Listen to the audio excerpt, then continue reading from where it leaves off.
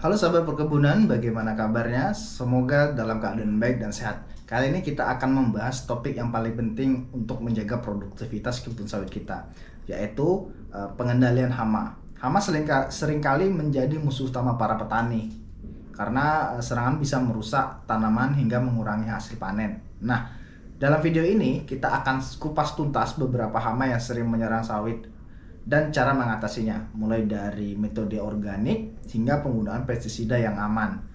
Yuk kita langsung saja kita mulai. Pertama, kita bahas kumbang tanduk. Kawan-kawan bisa lihat di samping saya ini. Ini gambar kumbang tanduk. Hama ini menyerang tanaman sawit dengan cara melubangi batang atau pelepah, terutama di tanaman muda atau pelepah muda. Serangan kumbang tanduk ini bisa mengakibatkan kematian pohon jika tidak segera diatasi, terutama karena kumbang tanduk ini berkembang biak di sisa-sisa pelepah yang sudah jatuh. Sekarang bagaimana cara mengatasinya? Salah satu metode yang paling efektif adalah sanitasi kebun, yaitu membersihkan sisa-sisa pelepah tua atau kayu yang ada di kebun kita agar kumbang tanduk tidak punya tempat berkembang biak. Selain itu, kita bisa menggunakan feromon sebagai jebakan untuk menangkap kumbang dewasa sebelum mereka menyerang tanaman. Penggunaan pestisida berbasis karbofuran juga bisa diterapkan, tetapi pastikan gunakan dengan dosis yang tepat supaya tidak merusak lingkungan. Selanjutnya kita bahas hama ulat api. Coba lihat di sini. Nah, ini adalah gambar ulat api yang sering menyerang daun kelapa sawit. Hama ini biasanya menyerang daun sawit muda dan dapat mengakibatkan kerusakan parah hingga defoliasi total atau kehilangan seluruh daun. Ini sangat berbahaya karena defoliasi bisa mengurangi proses fotosintesis yang berpengaruh langsung pada produksi buah. Bagaimana cara mengatasinya? Ada beberapa metode. Pertama, kita bisa memanfaatkan serangga predator dan parasit alami.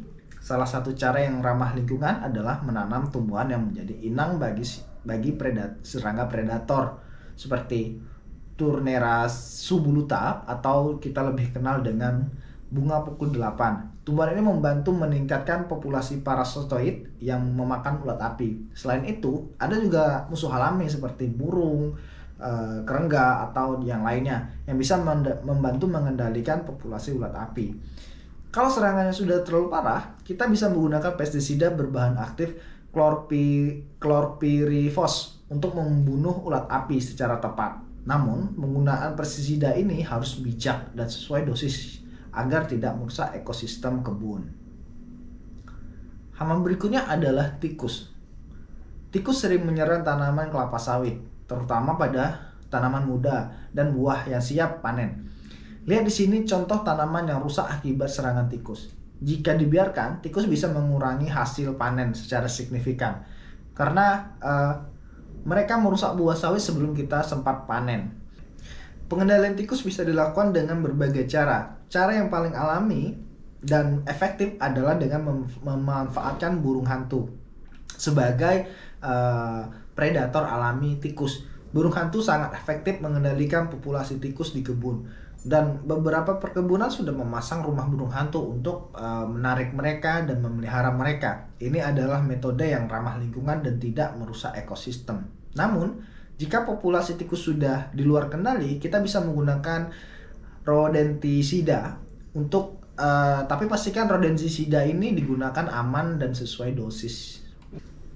Sahabat perkebunan, pengendalian hama yang efektif sebaiknya dilakukan secara terintegrasi. Ini artinya kita tidak hanya bergantung pada satu metode saja, tetapi menggabungkan berbagai cara untuk mendapatkan hasil yang maksimal dan ramah lingkungan. Contohnya, kita bisa memulai dengan pengendalian biologis seperti pemanfaatan musuh alami, lalu dilanjutkan dengan sanitasi kebun untuk mengurangi sumber-sumber hama. Penggunaan feromon dan jebakan mekanis juga bisa membantu mengurangi populasi hama sebelum kita memutuskan untuk menggunakan pestisida. Jika harus menggunakan pestisida, pastikan hanya dilakukan ketika benar-benar diperlukan dan selalu ikuti dosis yang dianjurkan. Jangan lupa, kita harus terus memantau kebun kita secara berkala untuk memastikan agar hama tidak menyerang kembali. Jadi sahabat perkebunan, hama bisa menjadi ancaman besar bagi produksi kelapa sawit, tetapi dengan pengendalian yang tepat dan terintegrasi, kita bisa menjaga kebun kita tetap produktif. mulai dari pengendalian biologis dengan musuh alami, menggunakan tumbuhan inang, hingga pestisida yang digunakan dengan baik dan bijak. Semua penting untuk keseimbangan ekosistem dan hasil panen yang lebih baik. Semoga video ini bermanfaat buat kalian yang ingin menjaga kebun sawitnya tetap subur dan produktif. Jangan lupa like video ini, share ke teman-teman yang membutuhkan, dan subscribe untuk mendapatkan lebih banyak tips seputar perkebunan. Sampai jumpa di video berikutnya.